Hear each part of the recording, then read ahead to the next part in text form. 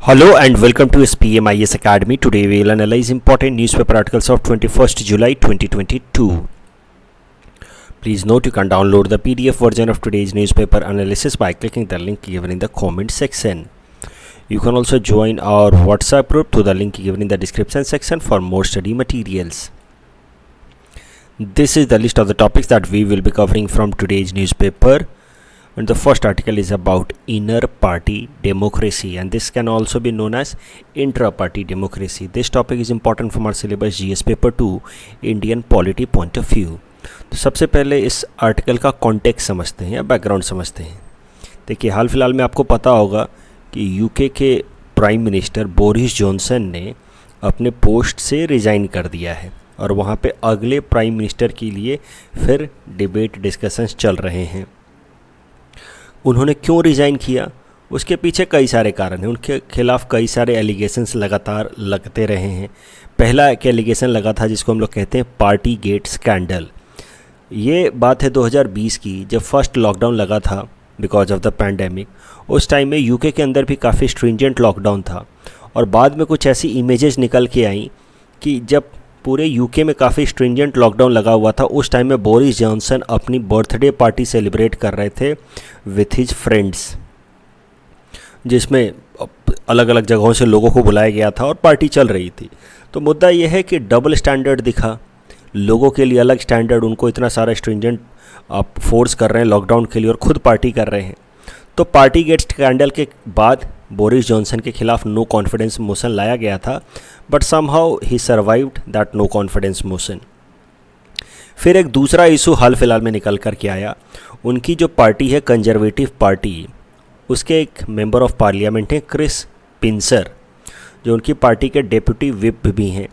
हाल फिलहाल में Chris pincer कुछ सेक्सुअल मिसकंडक्ट करते हुए पाए गए. किसी बार में गए, शराब पीने के बाद उन्होंने कुछ बॉयज़ के साथ, लड़कों के साथ सेक्सुअल मिसकंडक्ट किया. तो उसके बाद फिर पहले तो बोरिस जॉनसन ने इस बात को दबाने की कोशिश की. बाद में बोरिस जॉनसन ने कहा कि मुझे पता नहीं था, I will take some action, but he was not willing to take action against Chris Pincher. और जब चीज़ें निकल के सामने आने लगी तो पता चला कि क्रिस पिंसर ने ऐसी हरकतें पहले भी की हैं और बोरिस जॉनसन को सब पता था. उसके बावजूद भी Boris Johnson has given him different posts in his government. So later on, Boris Johnson apologized also for giving Pincer many government posts. लेकिन इस बार कैसा हुआ कि बोरिस जॉनसन की सरकार में ही जो बाकी मिनिस्टर्स थे, जो बोरिस जॉनसन के सरकार में थे, उन्होंने एक साथ रिज़ाइन कर दिया. उन्होंने कहा कि we don't want to be part of your government, either you resign from the post of prime minister, otherwise anyway we are going to resign. तो फिर बाद में मजबूरी में बोरिस जॉनसन को रिज़ाइन करना पड़ा. He had to resign. अभी रेजिग्नेशन से क्या समझ आती है?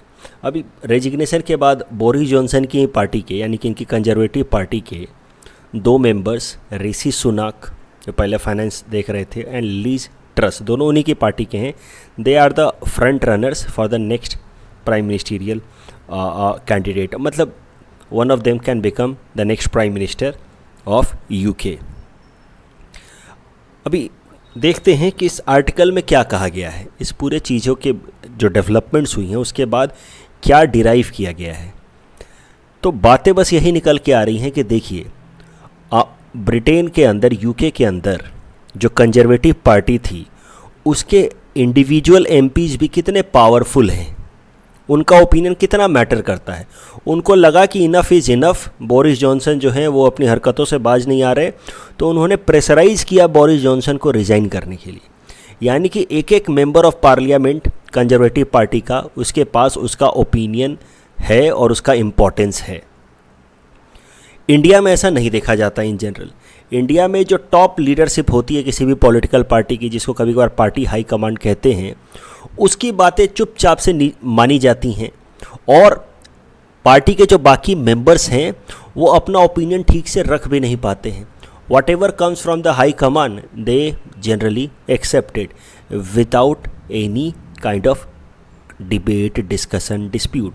जबकि डिबेट, डिस्कशन, डिस्प्यूट करना ये डेमोक्रेसी का इंटीग्रल पार्ट है. तो यही बातें निकल के आ रही हैं कि Britain in this particular case, when the British MPs who belonged to the Conservative Party, जिसको लीड कर रहे थे बोरिस जॉनसन, उनके एमपीज ने उन्हीं के लीडर के खिलाफ, बोरिस जॉनसन के खिलाफ प्रोटेस्ट कर दिया और उनको रिजाइन करने पे मजबूर करा दिया, जो जनरली इंडिया में आपको दिखता नहीं है। This is an example of inner party democracy, यानी कि हर एक मेंबर के पास अपना खुद का ओपिनियन है, चाहे वो नीचे लेवल का भी क्यों ना हो। India generally lack such inner party democracy. Inner party democracy का बेसिक डेफिनेशन मैंने यहाँ दे रखा है। Inner party democracy means decision making in party is done in bottom up approach, यानी कि नीचे के भी सारे मेंबर्स का ओपिनियन लिया जाता है, चाहे कोई भी डिसीजन हो, पार्टी का प्रेसिडेंट चुनना हो या कोई भी पॉलिटिकल मैटर हो। Opinions of all members are equally respected. But India के अंदर इनर पार्टी डेमोक्रेसी नहीं देखी जाती है। उसके पीछे कारण क्या है? कई सारे कारण हैं। सबसे बड़ा कारण है एंटी डिफेक्शन लॉ। कोई भी बिल लाया गया, मान लीजिए पार्लियामेंट में, अब रूलिंग पार्टी ने जो बिल प्रपोज किया है, सारे के सारे मेंबर्स उस रूलिंग पार्टी के, उनको उस बिल के फेवर में ही वोट करना है। अगर वो उसके खिलाफ वोट करते हैं या एब्सेंट भी हो जाते हैं बिना बताए हुए, तो फिर उनके खिलाफ एंटी डिफेक्शन लॉ लग सकता है और उनको डिस्क्वालीफाई कराया जा सकता है। अब एंटी डिफेक्शन लॉ लाया गया था खरीद फरोख्त रोकने के लिए पॉलिटिक्स के अंदर, जिसको हम लोग कहते हैं हॉर्स ट्रेडिंग, आया राम गया राम पॉलिटिक्स को ख़त्म करने के लिए, पॉलिटिक्स के अंदर इनस्टेबिलिटी को कम करने के लिए। लेकिन एंटी डिफेक्शन लॉ ने सीधा सीधा असर किया है इनर पार्टी या इंट्रा पार्टी डेमोक्रेसी के ऊपर। Now each and every member of a party have become just a rubber stamp. जो हाई कमान कहता है वहाँ उनको वोट करना होता है, अदरवाइज उनके खिलाफ एंटी डिफेक्शन लग सकता है। एंटी डिफेक्शन लॉ को इम्प्लीमेंट करने के लिए जो सिस्टम अप्लाई किया जाता है वो होता है विप सिस्टम। तो विप रिलीज़ की जाती है कि कल सारे मेंबर्स को इस तरीके से वोट करना है, और अगर वो वोट नहीं करें तो फिर उनको उनके खिलाफ एंटी डिफेक्शन लॉ लग सकता है, डिस्क्वालीफाई किया जा सकता है। Another problem that leads to denial of inner party democracy in India is dynasty politics. हमारे यहाँ पे कई सारी ऐसे पॉलिटिकल पार्टीज़ हैं, जैसे आप देख लीजिए महाराष्ट्र में आप ठाकरे सरकार, ठाकरे फैमिली है, चाहे आप देख लीजिए यादव फैमिली इन उत्तर प्रदेश, या फिर आप कांग्रेस पार्टी को ही देख लीजिए गांधी फैमिली। सो डायनेस्टी पॉलिटिक्स है। तो डायनेस्टी पॉलिटिक्स इज एंटीथेटिकल और कॉन्ट्राडिक्टरी विथ डेमोक्रेसी। एक के बाद, एक जनरेशन के बाद अगले जनरेशन का ही इंसान बनेगा उसका लीडर। तो डेमोक्रेसी कहाँ हुई उसमें? True democracy, inner party democracy तो तब होगी ना जब प्रेसिडेंशियल पोस्ट किसी भी पार्टी का सर्वसहमति से सारे मेंबर्स से बातचीत करके इलेक्शन के बेसिस पे फैसला किया जाए। तो dynasty politics is denial of inner party democracy. आप देखो प्राइम मिनिस्टर या चीफ मिनिस्टर, मान लो कि इलेक्शन होने के बाद कौन बनेगा प्राइम मिनिस्टर, वो मेंबर से पूछ करके नहीं किया जाता है। पार्टी हाई कमान सुना देती है सीधा सीधा कि ये होंगे प्राइम मिनिस्टर या ये होंगे chief minister. This is again against the idea of inner party democracy. Personality cult हमारे देश में कैसा है कि हम डेमोक्रेसी को मानते तो हैं, हम इलेक्शन में पार्टिसिपेट तो करते हैं, वोट तो करते हैं, लेकिन डेमोक्रेसी का रियल मतलब है अपने ओपिनियन के बेसिस पे वोट करना और हर एक आइडियाज़ को रेस्पेक्ट करना। डेमोक्रेसी का एक इंटीग्रल एस्पेक्ट है टॉलरेंस। हम लोग कैसा है, हम लोग एक पर्सनालिटी को फॉलो करने लगते हैं। इन जनरल पर्सनालिटी कल्ट है। तो एग्जाम्पल के लिए मैं बस बोल रहा हूँ, जब आप आंसर लिख रहे हो तो आपको किसी भी इंडिविजुअल लीडर या पार्टी का नाम लिखने से बचना है।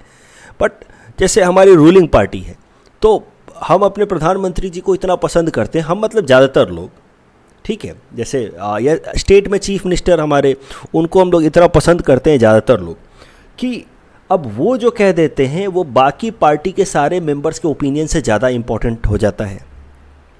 मतलब rather than following the opinion of all the members of the party, we are driven by a personality cult. We have a tendency to look for a hero. Indian politics में system देखा गया है। तो for us, मैं समझाने के लिए बस कह रहा हूँ, लिखना नहीं है। For us at national level BJP is equal to Narendra Modi and Amit Shah, mostly Narendra Modi. At state level for us BJP या ruling party is equal to our chief minister Himanta Biswa Sarma साहब। ये इतने पॉपुलर लीडर हैं। तो इंडिया के अंदर एक कल्चर है, हम लोग पॉपुलर लीडर्स को हीरो की तरह फॉलो करते हैं और इस कारण से फिर बाकी सारे जो लीडर्स हैं उनका ओपिनियन डिसरिगार्ड हो जाता है और इस चक्कर में फिर इनर पार्टी डेमोक्रेसी जो है वो सफ़र करती है। कोई कानून भी नहीं है, there is no specific law. अलग अलग देशों में कानून है, जैसे ब्रिटेन वगैरह में कानून है कि किसी भी पॉलिटिकल पार्टी को अपना प्रेसिडेंट रेगुलर इलेक्शन करा करके ही चुनना है। पॉलिटिकल पार्टी के अंदर जितने भी ऑफिसेस होंगे ट्रेजरर की और ये सब का इलेक्शन होगा। इंडिया में ऐसा कुछ भी नहीं है। तो मान लीजिए यहाँ पे हम लोग कैसा है, कई सारी पार्टियाँ ऐसी हैं जो अपनी पॉलिटिकल पार्टी को अपनी पर्सनल प्रॉपर्टी समझ के चला रही हैं, फैमिली बिजनेस समझ के चला रही हैं, and there is no law for regular election in the different office of the party. तो इस कारण से भी इनर पार्टी डेमोक्रेसी नहीं देखा जाता इंडिया में। क्या वे फॉरवर्ड हो सकता है, क्या सॉल्यूशन हो सकते हैं? एंटी डिफेक्शन लॉ को अमेंड किया जा सकता है। एंटी डिफेक्शन लॉ का मेन पर्पस तो था इनस्टेबिलिटी को एड्रेस करना ना, तो हम ऐसा ला सकते हैं कि anti defection law will be applicable only in case of no confidence motion. जब नो कॉन्फिडेंस मोशन का बिल लाया जाए, प्रपोजल लाया जाए, तब हर एक मेंबर अपने विप के हिसाब से वोट करे। Otherwise anti defection law should not be followed. Otherwise it makes the entire party as one monolithic block. पूरी पार्टी जो है हर बार एक तरीके से ही वोट करते हो, तो फिर सबसे वोट कराने का फ़ायदा क्या हुआ पार्लियामेंट के अंदर? जब पूरे के पूरे एक पार्टी के मेंबर एक ही तरीके से वोट करने वाले हर बिल पे, तो उनका ओपिनियन मैटर ही नहीं करता है। And that is how there is no inner party democracy. So anti defection law should be used in a limited case, only in case of no confidence motion. उसके अलावा नया कानून लाया जा सकता है कि हर एक पॉलिटिकल पार्टी को अपने जो भी ऑफिसेज हैं उसके पोजीशंस के लिए मेंबर जो जब चुनना हो तो इलेक्शन के थ्रू चुना जाए। इलेक्शन कमीशन ऑफ इंडिया को ये सब पावर दिया जा सकता है कि वो इंश्योर कराए कि पॉलिटिकल पार्टीज अपने ऑफिस बियरर्स को इलेक्शन के थ्रू ही चुने। इस तरह का अगर सवाल आता है तो उस पर आप इस तरह का कंक्लूजन लिख सकते हैं कि look, political parties are integral part of political system of a country. तो हमारे देश के पॉलिटिकल सिस्टम का एक इंटीग्रल हिस्सा है पॉलिटिकल पार्टीज़। और पॉलिटिकल पार्टीज अगर डेमोक्रेटिक तरीके से काम नहीं करेंगे तो पॉलिटिकल सिस्टम भी डेमोक्रेटिक नहीं हो सकता है।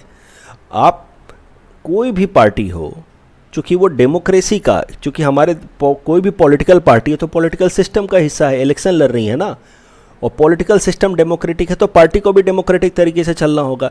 ऐसा क्यों है कि पॉलिटिकल पार्टीज़ को अपनी पर्सनल प्रॉपर्टी समझ के, फैमिली बिजनेस समझ के कुछ लोग चला रहे हैं? इससे तो हमारे देश की डेमोक्रेसी पे सीधा सीधा असर पड़ेगा।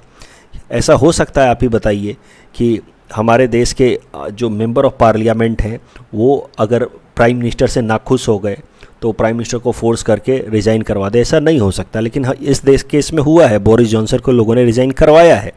यानी कि हर एक एमपी का ओपिनियन मायने रखता है। इस टॉपिक के बेसिस पे इस तरह का मेंस में आपसे सवाल पूछा जा सकता है। जो भी आइडियाज़ मैंने डिस्कस किए हैं उसके बेसिस पे आप ये आंसर अटेम्प्ट कर सकते हैं। The next article is about committee on MSP, minimum support price. This topic is important from our syllabus GS paper 3 Indian economy point of view from agriculture sector. थोड़ा सा background देखते हैं, फिर इस मुद्दे पे आएंगे। नीति आयोग ने एग्रीकल्चर पे एक रिपोर्ट पब्लिश की थी जिसमें उन्होंने कहा था कि फार्मर्स मेनली दो तरह के ही प्रॉब्लम्स फेस करते हैं। Only two reasons behind low income of the farmers. One is the crop failure, उनकी फसल बर्बाद हो जाती है। Another is the market failure. Crop failure, फसल बर्बाद होने के कई कारण हैं, बारिश ठीक से नहीं हुई या एनिमल अटैक हो गया। मार्केट फेलियर मतलब मार्केट से फार्मर्स को उनके प्रोडक्ट के लिए ठीक ठाक सा प्राइस नहीं मिला, that is known as market failure.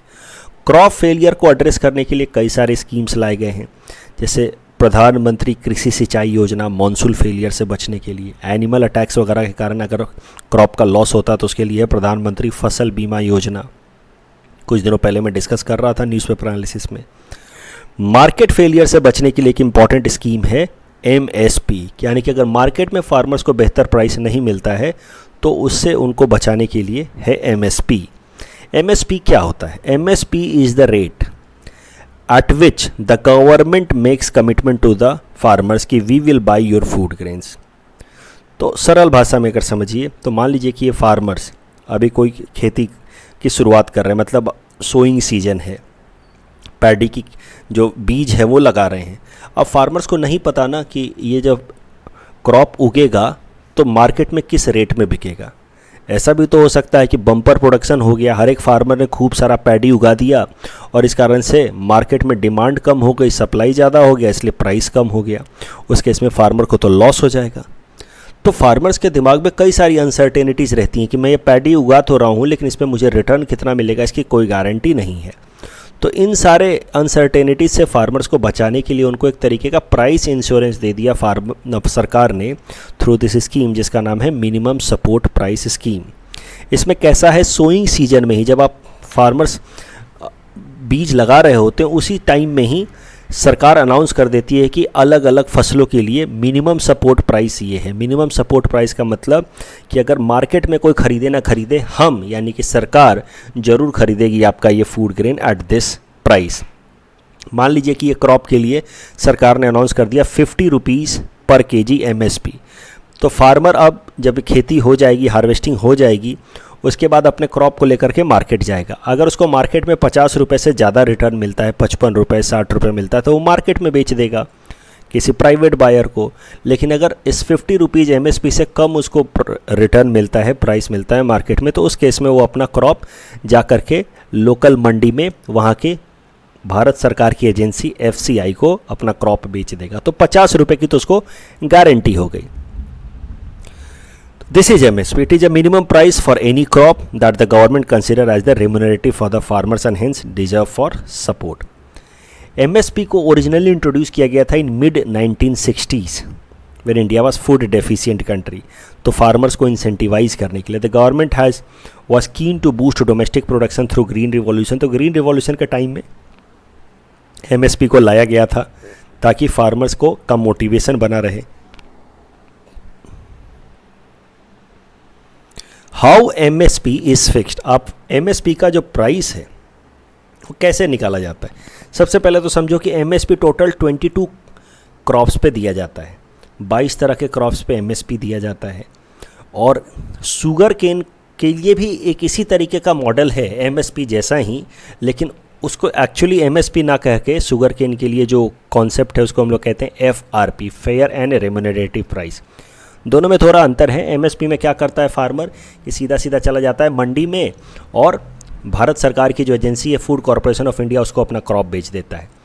FRP में कैसा है कि फार्मर शुगर केन लेकर के जाता है लोकल शुगर मिल के पास, और शुगर मिल जो होते हैं वो फिर ख़रीदते हैं फार्मर से उनका sugar cane at a price which is determined by the government, जिसको हम लोग कहते हैं FRP। तो मुख्य अंतर यह है कि शुगर केन को शुगर मिल खरीदते हैं और जिस दाम पे खरीदते हैं उसको FRP कहते हैं। बाकी सारे जो 22 क्रॉप हैं उसको फूड कॉरपोरेशन ऑफ इंडिया खरीदता है। तो MSP is applicable on 22 crops while FRP is applicable on sugar cane.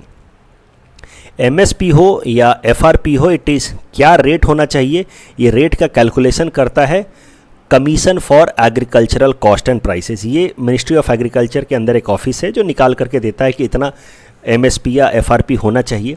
Finally cabinet committee on economic affairs MSP को एक्सेप्ट करता है। तो रिकमेंडेशन आता है CACP द्वारा कि सर इतना होना चाहिए MSP या FRP, और बाद में भारत सरकार की जो कमेटी है cabinet committee on economic affairs वो उसको एक्सेप्ट करती है। MSP is given for 22 crops as I said, 14 kharif crops, 6 rabi crops and 2 commercial crops. अब आपको सुन के लग रहा होगा कि सर ये 14 क्रॉप्स के नाम क्यों दिए आपने, क्यों रटना हमें।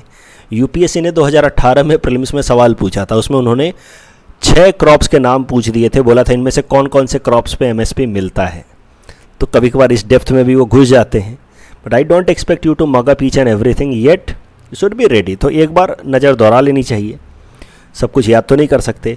अब एक बात तो आपको और समझनी है कि MSP is in general 1.5 times of cost of production of the farmer, यानी कि फार्मर को जो भी क्रॉप उगाने में खर्चा लगा है उसका 1.5 गुना MSP होगा। ऐसा भारत सरकार ने फैसला किया है since budget 2018। MS Swaminathan committee बनाई गई। MS स्वामीनाथन वही एग्रीकल्चरल साइंटिस्ट हैं who is behind green revolution in India.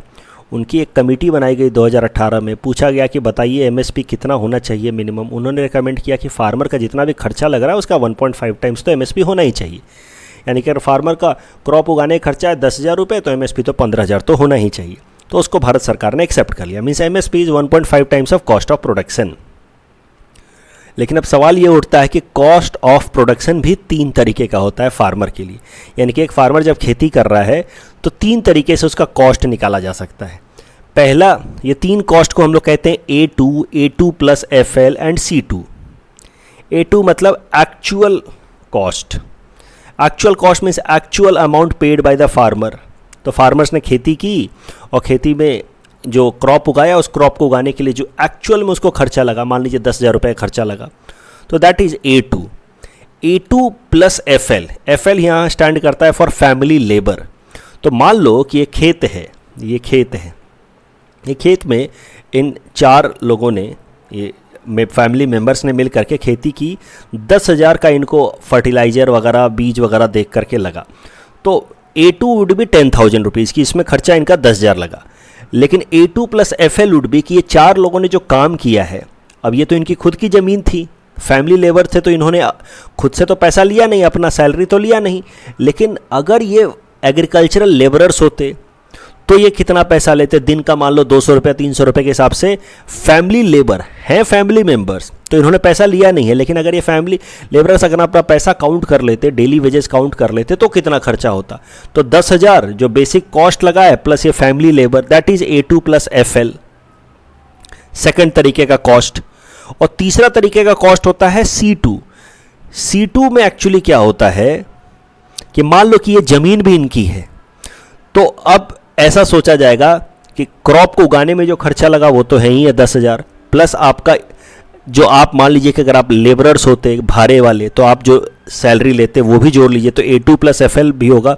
तीसरा, मान लीजिए कि ये ज़मीन आप भाड़े पे लेते, अगर ज़मीन रेंट पे होती तो रेंट का भी प्राइस जोड़ दिया जाए, तो that is known as C2। C2 is comprehensive cost. It includes A2 यानी कि actual cost plus family labour plus rental value of the own land, कि अगर आपके ज़मीन खुद की नहीं होती, मान लीजिए रेंट होती, तो कितना लगता, वो सब। उसके अलावा अगर आपने ट्रैक्टर इस्तेमाल किया, तो मान लीजिए ट्रैक्टर आपका खुद का नहीं होता, भाड़े पे लिया होता, तो क्या होता, तो that is known as C2 cost. MSP calculate करने के लिए लिया जाता है A2 प्लस FL, यानी कि ये जो MSP को बताया गया, MSP should be 1.5 times of cost of production. यहाँ पे जो कॉस्ट ऑफ प्रोडक्शन लिया जाता है दैट इज दिस वाला cost, agricultural actual cost plus family labour, यानी कि आपको सच में उगाने में फर्टिलाइजर सीड जो भी लगा 10,000 का लगा मान लीजिए, प्लस अगर आप फैमिली लेबर हैं, आपने खुद का रेंट नहीं लिया, सैलरी नहीं लिया, फिर भी अगर मान लीजिए कि आप सैलरी लेते तो 5,000 का और खर्चा होता, तो A2 plus FL would be 15,000, वो लिया जाता है और उसको 1.5 टाइम से मल्टीप्लाई करके MSP दे दिया जाता है। अब करंट न्यूज़ पे आते हैं। हाल फिलहाल में भारत सरकार की ministry of agriculture and farmers welfare ने एक कमेटी बनाई है, जिस कमेटी को काम दिया गया है कि MSP को लेकर के वो कुछ रिकमेंडेशन दें कि कैसे MSP को और इफेक्टिव और ट्रांसपेरेंट तरीके से इम्प्लीमेंट किया जा सकता है। ये जो कमेटी बनाई गई है that has been formed as per an announcement made by our prime minister Narendra Modi ji on 19 November 2021। तो 19 नवंबर 2021 को हुआ क्या था, हमारे प्रधानमंत्री जी ने 3 फार्म लॉ, ये 3 फार्म लॉ 2020 में अनाउंस किए गए थे, और उसके खिलाफ फिर साल 1.5 साल तक फार्मर्स ने प्रोटेस्ट किया, और फिर 19 नवंबर 2021 को हमारे प्रधानमंत्री जी ने इन तीनों फार्म्स लॉ को विड्रॉ कर लिया। अभी फार्मर्स जो प्रोटेस्ट कर रहे थे उनके मेनली 3 डिमांड थे कि सर पहले तो आप ये 3 फार्म लॉ को विड्रॉ कीजिए। दूसरा डिमांड उनका ये था कि MSP को लीगल स्टेटस दिया जाए, मतलब MSP को बाकायदे कानून बना करके उसको गारंटी किया जाए। अभी कैसा कि MSP is given but only as an executive order, इसके पीछे कोई कानून नहीं है, इसीलिए MSP का कोई गारंटी नहीं कि आज है कल हट जाए। अगर आप फार्म बिल्स की थोड़ी भी एनालिसिस जानते हैं तो आपको ये पता होना चाहिए कि फार्म बिल्स, ये तीनों फार्म्स बिल जो लाए गए थे उसमें डायरेक्टली MSP का कोई जिक्र नहीं था, लेकिन फार्मर्स को यही फियर हुआ कि सरकार इन 3 फार्म बिल लाने के बाद MSP को धीरे धीरे ख़त्म कर देगी। तो जो पूरा का पूरा प्रोटेस्ट चला 1-1.5 साल तक, उसमें यही था कि सबसे पहले तो आप ये 3 फार्म बिल को वापस लें, दूसरा अब MSP को आप लीगल तरीके से स्टैट्यूटरी बैकिंग दें, कानून बना करके MSP की गारंटी दें, और तीसरा डिमांड ये था कि MSP के लिए जो आप 1.5 इंटू कॉस्ट ऑफ प्रोडक्शन लेते हैं, वो कॉस्ट ऑफ प्रोडक्शन आप A2 प्लस FL ना लेकर के, आप A2 प्लस FL ना लेकर के ये C2 वाला कॉस्ट लें फॉर कैलकुलेटिंग MSP। अब ये जो पहला डिमांड था फार्मर्स का कि विड्रॉ द 3 फार्म बिल्स, ये तो सरकार ने 19 नवंबर 2021 को ही मान लिया। उस दिन मोदी जी आए और उन्होंने आकर के अनाउंस किया कि दीज 3 बिल्स आर विड्रॉन। बाकी के जो दो डिमांड थे कि एमएसपी को लीगल स्टेटस दिया जाए और एमएसपी के कॉस्ट ऑफ प्रोडक्शन के लिए C2 को लिया जाए, इसको सीधा सीधा सरकार ने माना नहीं है। इसके लिए सरकार ने क्या किया, एक कमेटी बना दी।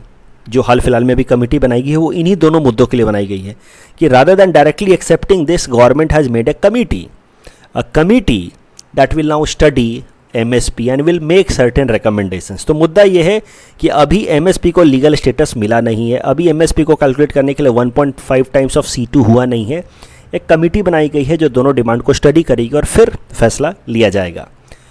इस टॉपिक के बेसिस पे ये प्रीलिम्स प्रैक्टिस क्वेश्चन हमने आपको दे रखा है। This question was asked in UPSC prelims 2020। Please attempt this question and you can submit the answer in the comment section. The next article is about central bank digital currency and this topic is important from our syllabus GS paper 3 Indian economy point of view। तो digital currency या virtual currency क्या होती है पहले ये समझते हैं, फिर करंट मुद्दे पे आएंगे। वर्चुअल करेंसी आपने सुन रखा होगा, बिटकॉइन, लाइटकॉइन, ये सब कैसा है, ये एक तरह की डिजिटल या वर्चुअल करेंसी है जो इलेक्ट्रॉनिक फॉर्मेट में ही रहता है, इसका कोई फिजिकल या पेपर फॉर्मेट नहीं है। और दूसरी खासियत ये है कि दे आर अनरेगुलेटेड। अनरेगुलेटेड मतलब इनको कोई भी दुनिया की सरकार या एजेंसी रेगुलेट नहीं करे। जैसे हमारा नोट है, हमारी जो करेंसी है वो या उसको कैसा है कि RBI रेगुलेट करती है और फिर भारत सरकार रेगुलेट करती है। लेकिन ये ऐसे डिजिटल करेंसीज़ हैं, virtual digital currencies, bitcoin and litecoin, जिसको सिर्फ और सिर्फ इलेक्ट्रॉनिक फॉर्मेट में, फिजिकल फॉर्मेट में नहीं है and they are unregulated. They can be stored, transacted only through designated software, mobile और computer applications। अभी इनका एग्जैक्ट वैल्यू कैसे आता है कि एक बिटकॉइन बराबर इतना, वो डिमांड सप्लाई पे आता है, completely based on demand and supply। So there is many demand across the world and that is how they are getting its price। मतलब गोल्ड का वैल्यू कैसे निकल के आता है आप ही बताइए, डिमांड सप्लाई पे। ठीक वैसे ही ये सारे डिजिटल करेंसीज की वैल्यू निकल के आती है डिमांड सप्लाई पे। डिजिटल करेंसी बनती कैसे है इसके बारे में भी कभी और जिक्र करेंगे डिटेल में। आज मैं आपको शॉर्ट में बता दूं कि कुछ सॉफ्टवेयर्स होते हैं, कुछ आप समझो कि कुछ ऐसे सॉफ्टवेयर प्लेटफॉर्म्स होते हैं जहां पे आप कुछ कोडिंग करके आप डिजिटल करेंसीज बना सकते हैं। उसको हम लोग कहते हैं माइनिंग। माइनिंग मतलब रियल सेंस में माइनिंग नहीं है, डिजिटल माइनिंग। तो कुछ कोडिंग करके और आप ये डिजिटल करेंसीज बना सकते हैं। ये काफ़ी सरल भाषा में मैं बताने की कोशिश कर रहा हूँ। अब सब लोग तो ये कोडिंग करके डिजिटल करेंसी बना नहीं पाएंगे। हमारे आपके ऐसे लोग मान लीजिए जो इसमें फील्ड में एक्सपर्ट नहीं है, वो तो खुद बना नहीं पाएंगे डिजिटल करेंसी। तो फिर हम लोग क्या करना पड़ता है, जो एक्सेप्टेड करेंसीज हैं जैसे रुपया या डॉलर दे करके हमें डिजिटल करेंसी खरीदना होता है। While there are some miners और software developers who can make the digital currency on their own. इस तरीके से डिजिटल करेंसी की सप्लाई होती है और काफ़ी डीरेगुलेटेड है। इसमें कोई भी सरकार या एजेंसी इसको रेगुलेट नहीं कर रही। अब इसका मेन इस्तेमाल कैसे होता है, तो मान लीजिए कि आपके पास 10,000 बिटकॉइन पड़ा है, बहुत बड़ी रकम हो गई, किसी और के पास कुछ पड़ा है। अब आपको मान लीजिए कुछ सामान खरीदना है तो आप बिटकॉइन में पेमेंट कर सकते हैं, आप लाइटकॉइन में पेमेंट कर सकते हैं। अब बिटकॉइन या लाइटकॉइन में मेनली कौन से लोग पेमेंट करते हैं, जो नॉर्मल करेंसी में पेमेंट नहीं करना चाहते हैं। तो कौन से ऐसे लोग हो गए जो अंडरग्राउंड रहना चाहते हैं, टेररिस्ट लोग, क्रिमिनल लोग। क्योंकि मान लीजिए कि आपको ड्रग्स खरीदना है, मैं एग्जांपल के लिए दे रहा हूँ, आप कोई क्रिमिनल है उसको ड्रग्स खरीदना है, दूसरा क्रिमिनल है उसको आर्म्स खरीदना है। तो पहले इन लोगों को ट्रांजैक्शन करने में बहुत तकलीफ होती थी, क्योंकि जैसे मॉनेटरी ट्रांजैक्शन करेंगे पकड़े जाएंगे, इतना सारा रकम क्यों ट्रांसफ़र किया, ट्रेस करके सरकार की एजेंसियाँ पता कर लेंगी। अभी ये लोग क्या करते हैं, डिजिटल करेंसीज में ट्रांजैक्शन कर लेते हैं। आप देखो, अगर आपने सीरीज देखी होगी मनी हाइस्ट, तो उसमें प्रोफेसर ने 3-4 बार ऐसा कहा है पूरे सीरीज में कि मैंने इतने आर्म्स एम्यूनेशंस बिटकॉइन से खरीदे हैं अंडरग्राउंड तरीके से। तो मतलब बिटकॉइन से आपने अगर ख़रीदा तो कोई सरकार, कोई एजेंसी पता नहीं कर पाएगी। Why? Because they are not regulated. तो मुद्दा ये है कि ये सारे जो डिजिटल करेंसीज हैं, they are not regulated by centralised authority and that is why they have many challenges. For example cyber threat के चैलेंजेस हैं, टेरर फाइनेंसिंग, ड्रग ट्रैफिकिंग, ये सब इनसे हो रहा है। प्राइस वॉलेटिलिटी, इसमें पीछे कोई सेंट्रल अथॉरिटी तो है नहीं, सेंट्रल अथॉरिटी है नहीं कि उसकी प्राइस की कोई गारंटी दे सके। तो प्राइस आज ऊपर है, कल नीचे भी गिर सकता है, there is no guarantee, lack of any regulation. तो अभी बस चल रहा है। It is mere speculation in the economy that is giving value to such currencies, otherwise there is no centralised authority behind such currencies. तो ऐसे risk को देखते हुए हमारी सरकार ने फैसला लिया कि हम अपना खुद का डिजिटल करेंसी बनाएंगे। जिसको नाम दिया गया सेंट्रल बैंक डिजिटल करेंसी। तो हमारी सरकार ने इस बार, जो हमारी फाइनेंस मिनिस्टर उन्होंने इस बार का जब यूनियन बजट रखा 2022-23 का, तो उसमें उन्होंने कहा कि India will be creating its own central bank digital currency.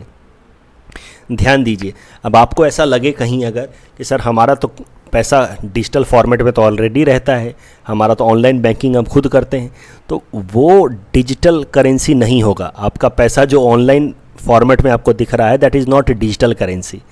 Digital currency का सरल सा मतलब है कि उस पैसे का फिजिकल काउंटर पार्ट होगा ही नहीं।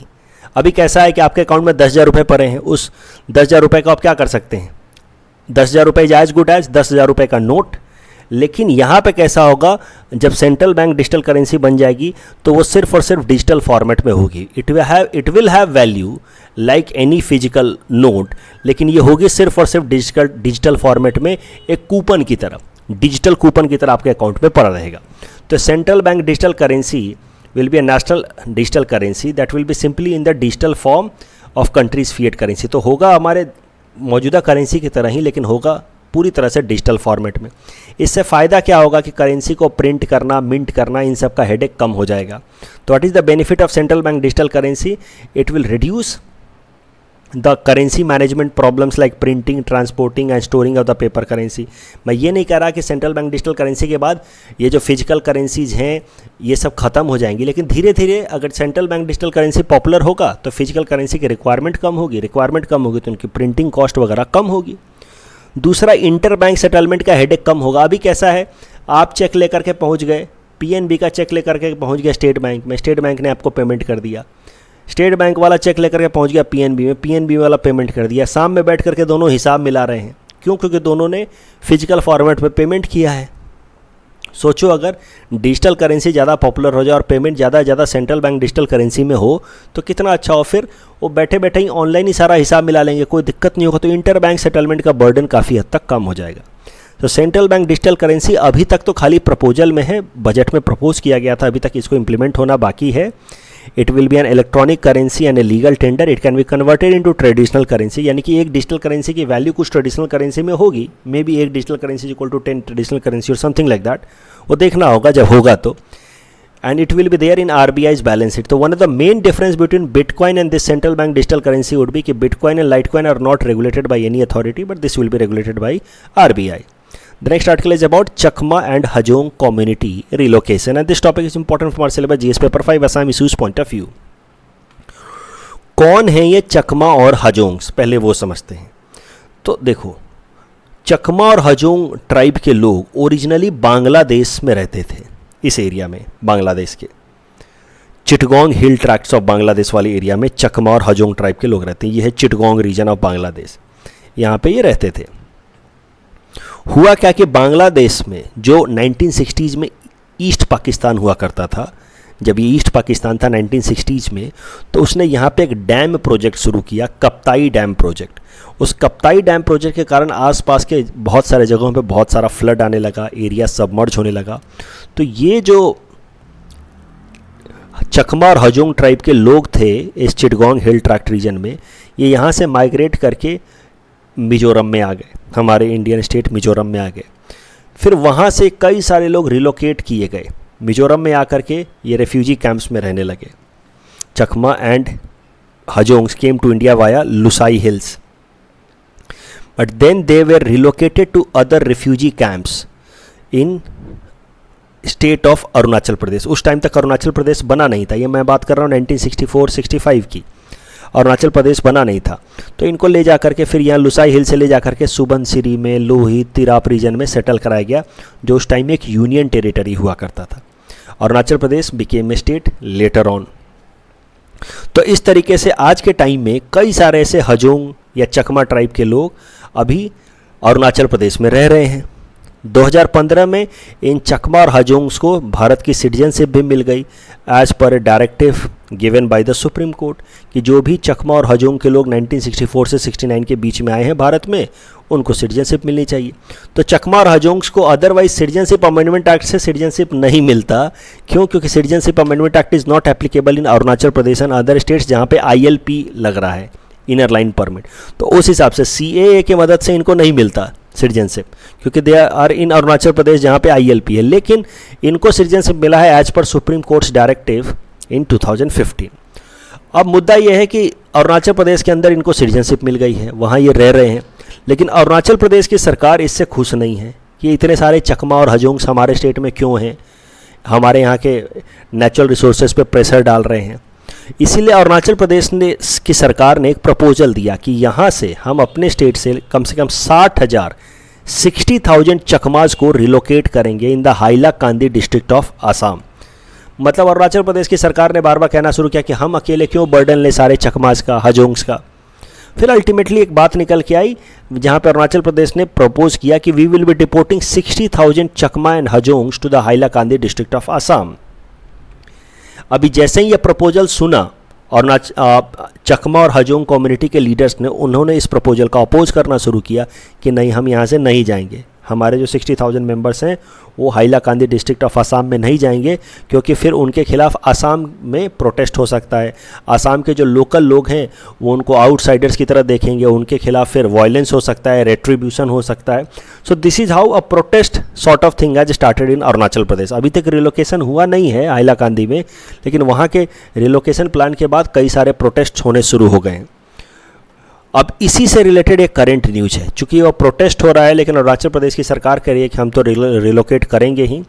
तो फिर यूनाइटेड नेशन ने एक रिपोर्ट मांगी है भारत सरकार से कि ये चकमा और हजोंग्स को क्यों ज़बरदस्ती रिलोकेट किया जा रहा है, इस पे आप जवाब दें। तो जैसे रोहिंग्याज हैं या फिर बांग्लादेशी इलीगल इमिग्रेंट्स हैं, रेफ्यूजीज़ हैं, वैसे ही चकमा और हजोंग्स के इशूज़ को भी आपको समझना चाहिए।